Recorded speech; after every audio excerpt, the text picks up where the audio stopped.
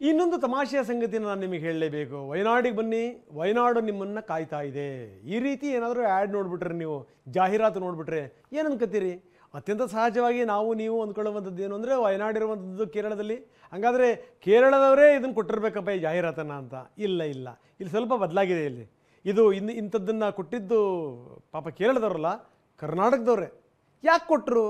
ಅದೇ ಒಂದು ದೊಡ್ಡ ಪ್ರಶ್ನೆ. ಬಹುಶಃ ನನಗನ್ಸುತ್ತೆ, ಇಲ್ಲಿ ಜನಗಳನ್ನು, ಕರ್ನಾಟಕದ ಪ್ರದೇಶಗಳನ್ನು ಬಿಟ್ಟು ವಯನಾಡಿ ಕಳಿಸುವಂಥ ದಟ್ಟ ದರಿದ್ರತನ ನಮ್ಮ ರಾಜ್ಯಕ್ಕೆ ಏನು ಬಂದಿದೆ ಅನ್ನುವಂಥದ್ದು ಪ್ರಶ್ನೆ ಇರ್ಬೋದು. ಯಾಕಂದರೆ ಪಾಪ ವಯನಾಡಿನ ಜನಗಳು ಇವ್ರ ನಾಯಕರನ್ನು ಗೆಲ್ಸಿ ಕಳಿಸಿದ್ದಾರೆ.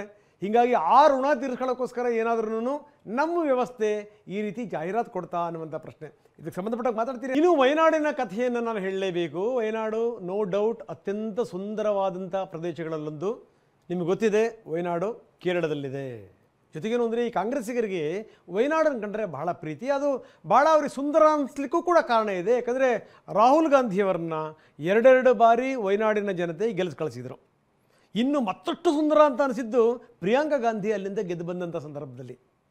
ಎಲ್ಲ ಬಿಟ್ಟು ಈ ಕರ್ನಾಟಕದವರು ತಮ್ಮಲ್ಲೇ 10 ಈ ಕ್ಷೇತ್ರಗಳಿರುವಂಥ ಸಂದರ್ಭದಲ್ಲಿ, ಪ್ರದೇಶಗಳಿರುವಂಥ ಸಂದರ್ಭದಲ್ಲಿ ಈ ವಯನಾಡಿನ ಬಗ್ಗೆ ಯಾಕೆ ಮಾರ್ಕೆಟಿಂಗ್ ಮಾಡ್ತಾ ಇದ್ದಾರೆ?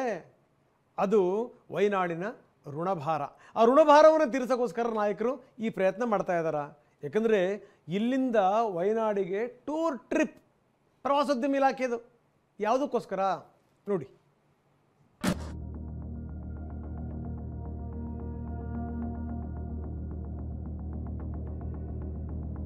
ವಯನಾಡು ನಿಮ್ಮನ್ನ ಕಾಯುತ್ತಿದೆ ಎಂದು ಸರ್ಕಾರದಿಂದ ಜಾಹೀರಾತು. ನೀವು ಕರ್ನಾಟಕದ ಮುಖ್ಯಮಂತ್ರಿಗಳ, ಕೇರಳದ ಶಾಸಕರು? ಅಶೋಕ್ ಪ್ರಶ್ನೆ.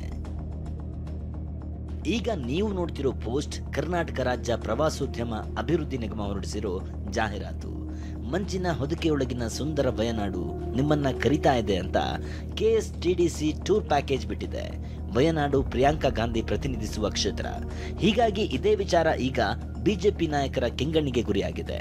ಈ ಬಗ್ಗೆ ಟ್ವೀಟ್ ಮಾಡಿರೋ ಅಶೋಕ್, ಸಿದ್ದರಾಮಯ್ಯ ಕರ್ನಾಟಕದ ಮುಖ್ಯಮಂತ್ರಿಗಳು, ಕೇರಳದ ಶಾಸಕರು ಅಥವಾ ವಯನಾಡಿನ ಚಂದ ವಸೂಲಿಗಾರರು ಅಂತ ಪ್ರಶ್ನೆ ಮಾಡಿದ್ದಾರೆ.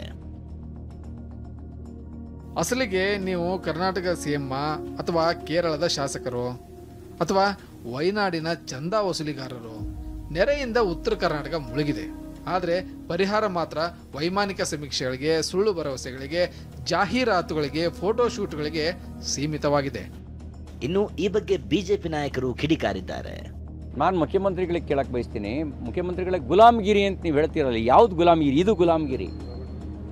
ನಿಮ್ಮ ಸರ್ಕಾರ ನೀವು ಮಾಡ್ತಿರೋದು ಗುಲಾಮಗಿರಿ ಕೆಲಸ. ನಿಮ್ಮ ಸರ್ಕಾರ ಮಾಡ್ತಿರೋದು ಗುಲಾಮಗಿರಿ ಕೆಲಸ. ರಾಜ್ಯದ ತೆರಿಗೆ ಹಣವನ್ನು ನೆರೆಯ ಕೇರಳ ಪ್ರವಾಸೋದ್ಯಮವನ್ನು ಪ್ರಮೋಟ್ ಮಾಡಲಿಕ್ಕೆ ಬಳಕೆ ಮಾಡ್ತಿರ್ತಕ್ಕಂಥದ್ದು ಗುಲಾಮಗಿರಿಯ ಕೆಲಸ. ಸೋನಿಯಾ ಗಾಂಧಿ, ರಾಹುಲ್ ಗಾಂಧಿ, ಈಗ 3ನೇದವರಾಗಿ ಪ್ರಿಯಾಂಕಾ ಗಾಂಧಿ ಅವರ ತಾಳಕ್ಕೆ ತಕ್ಕಂತೆ ಕುಣಿತಕ್ಕಂಥ ಸರ್ಕಾರ ಇದು. ಕೇರಳಕ್ಕೆ ನೀವು ಬನ್ನಿ ಅಂತ ಹೇಳ್ತಕ್ಕಂಥದ್ದು ಎಷ್ಟು ಸರಿ? ಹಂಗಾದ್ರೆ ನಮ್ಮ ಕರ್ನಾಟಕ ರಾಜ್ಯದಲ್ಲಿರ್ತಕ್ಕಂಥ ಪ್ರವಾಸೋದ್ಯಮಕ್ಕೆ ನೀವೇನು ಮಾಡ್ಲಿಕ್ಕೆ ಹೊರಟಿದ್ದೀರಾ? ಹಾಗಾಗಿ ಸರ್ಕಾರ ಈ ಜಾಹೀರಾತನ್ನು ವಾಪಸ್ ಪಡಿಬೇಕು. ಇನ್ನು ಈ ಬಗ್ಗೆ HK ಪಾಟೀಲ್ ಪ್ರತಿಕ್ರಿಯಿಸಿದ್ದು, ಜಾಹೀರಾತು ಯಾಕೆ ಕೊಟ್ಟಿದ್ದಾರೆ ಎಂದು ಅಧಿಕಾರಿಗಳ ಬಳಿ ಮಾಹಿತಿ ಕೇಳಿದ್ದೇನೆ ಅಂದಿದ್ದಾರೆ. ಸಾರಿಗೆ ಸಚಿವ ರಾಮಲಿಂಗಾರೆಡ್ಡಿ ಪ್ರಿಯಾಂಕಾ ಗಾಂಧಿ ಪ್ರತಿನಿಧಿಸುತ್ತಿದ್ದಾರೆ ಎನ್ನುವ ಕಾರಣಕ್ಕೆ ಸಹಿಸಿಕೊಳ್ಳುತ್ತಿಲ್ಲ ಅಂತ ತಿರುಗೇಟು ಕೊಟ್ಟಿದ್ದಾರೆ. ಯಾಕೆ ಆ ಅಡ್ವರ್ಟೈಸ್ಮೆಂಟ್ ಕೊಟ್ಟಿದ್ದೀವಿ, ಏನು ಉದ್ದೇಶ, ಯಾಕೆ ಆಗಿದೆ ಹಾಗೆ, ಅಥವಾ KSTDC